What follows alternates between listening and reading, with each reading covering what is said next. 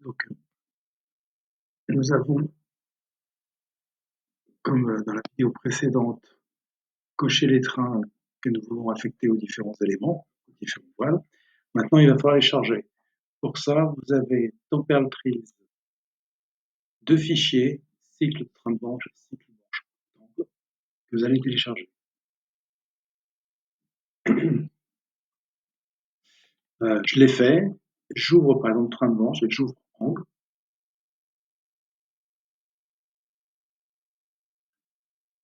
Voilà, donc j'ai deux fichiers. Je vais enlever celui-ci par exemple. Voilà. Donc là, par exemple, j'ai mon fichier de train d'angle. En fait, c'est simplement des branches d'angle, des branches que j'ai assemblées pour pouvoir faire mon angle de voile. Je le charge en projet, je ferme.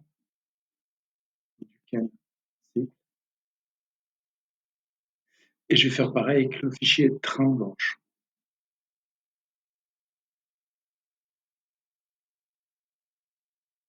C'est un petit peu long.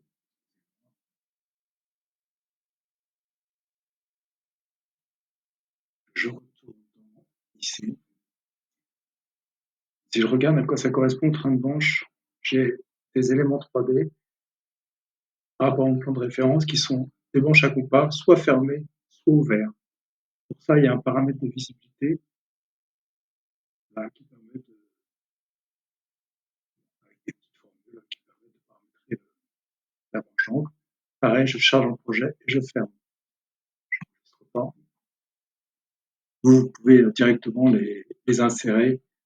Moi, je les avais ouverts pour les regarder, mais vous, directement dans le projet, vous pouvez, à partir de votre projet, faire insérer famille et insérer directement votre famille.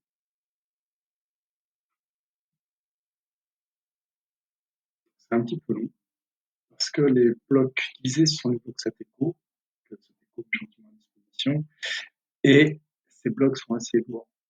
Vous pouvez faire ça avec d'autres blocs. La particularité ici, je vais vous montrer, donc c'est dans famille. Maintenant, quand je fais CTRL F, je vais mettre cycle,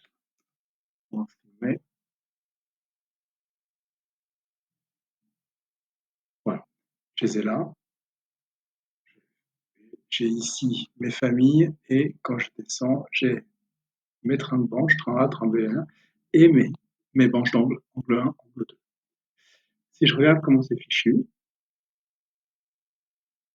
j'ai la longueur coffret 240, 480 ici.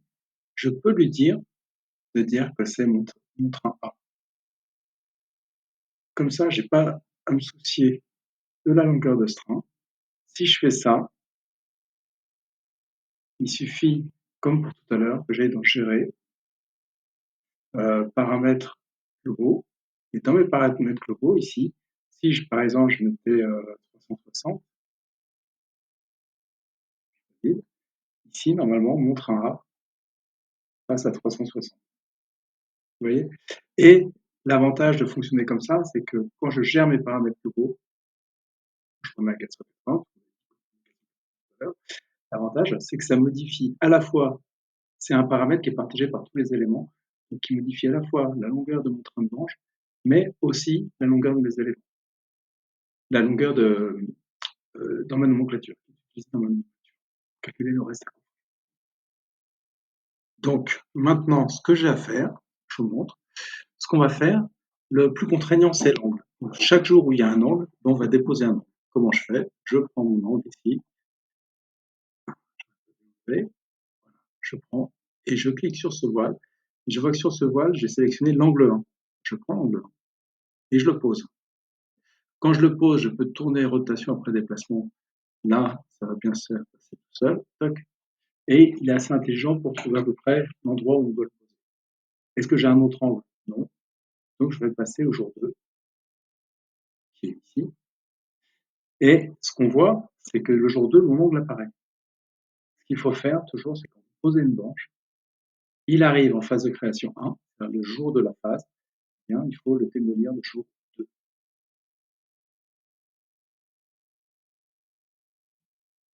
Voilà. Maintenant, pour une rotation de branche, ça peut être pratique de voir, un peu comme sous PCMO, de voir ce qu'on a fait la veille. Si vous voulez voir ce qu'on a fait la veille, vous faites ici, afficher tout. Et ça arrive en pointillé. Ça, c'est ce qu'on a fait la veille. Ce qu'on a fait la veille, je peux le rattraper.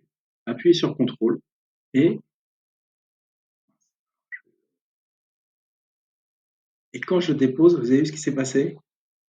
Il s'est mis jour 2, naturellement. Quand je fais un CTRL, un copier-déposer, copier-coller, déposer, là, en cliquant sur l'élément et en faisant CTRL comme ça, naturellement, il va se mettre dans la phase de la vue, c'est-à-dire dans la phase 2. Là, j'ai plus qu'à le tourner. Pour aller vite, je donne juste un petit angle, ensuite je fais AL, je sélectionne ce point-là et je le mets comme ça. Et ensuite, là, j'utilise la main, move,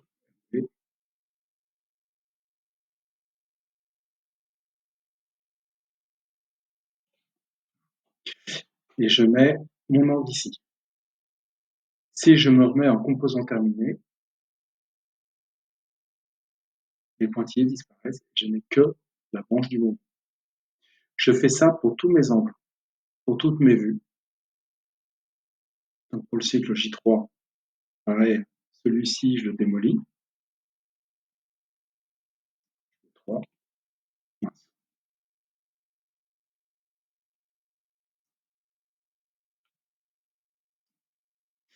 Et là, j'ai combien d'angles? J'en ai un. Là, j'ai un deuxième angle ici. Si je regarde sur mes voiles, ici, je dois avoir l'angle 2.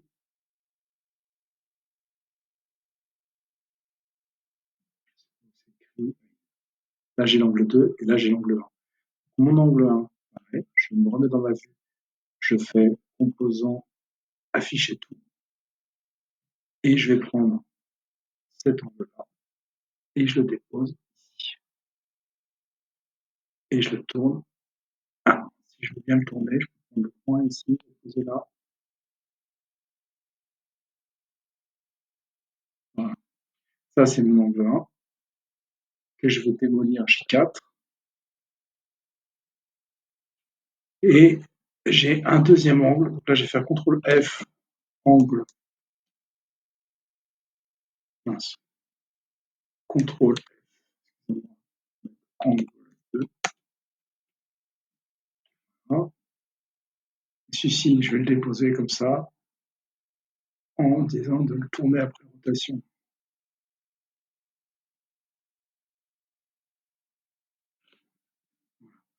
Et après, je le déplace.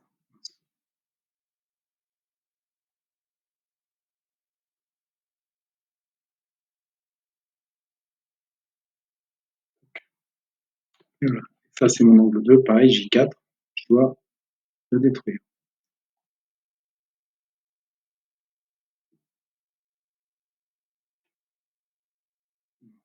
Ce qui fait que normalement, lorsque vous allez faire J1, branche, J2, on va bloquer ici, J3, on la voit ici, et on voit l'angle 2 ici. Pour être sûr que vous ne vous trompez pas, ça ne sert à rien de le faire tout de suite, il y a une étiquette, donc je ne sais pas, on va une fois que vous aurez traité tous vos angles, on passera à l'habillage avec les trains. Je vous laisse faire.